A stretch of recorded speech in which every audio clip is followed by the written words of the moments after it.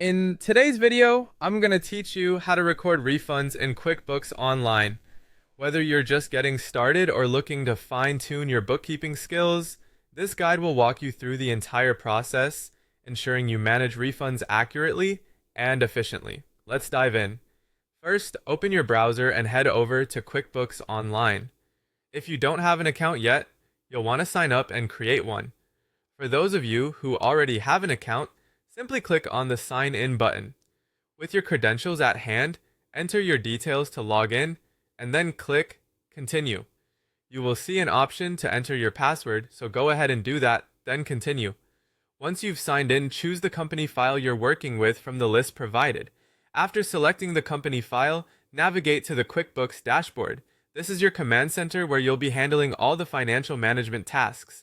From here, find and click on the Plus Create button.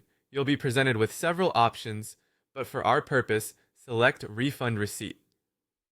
This is crucial because it allows you to document the refund transaction properly within QuickBooks Online.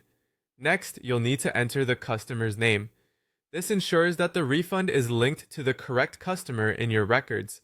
The platform will typically offer suggestions based on previous entries to help you find the right customer quickly. Following this, choose the payment method that was used to issue the refund. It could be a bank account or credit card. This step helps in ensuring that the financial channels are accurately tracked and reported. With the basics covered, it's time to add details about the refunded product or service. Enter the refund amount and add any description or notes that might be necessary for clarity. This could be essential information explaining the reason for the refund or any relevant notes. While it's not mandatory, you can take the extra step to attach any relevant documentation like receipts or emails. This can serve as proof or further details about the transaction, making future audits or reviews easier to handle. Once you've filled in all the required fields and attached any necessary documentation, you're ready to finalize the refund entry. Look for the Save and Close button if you're finished with this task, or Save and New if you have another transaction you want to enter immediately. Clicking these options will ensure that your work is saved and your refund record is updated in your QuickBooks system.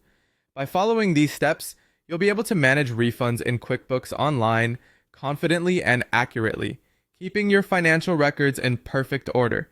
Thanks for watching, and see you in the next tutorial.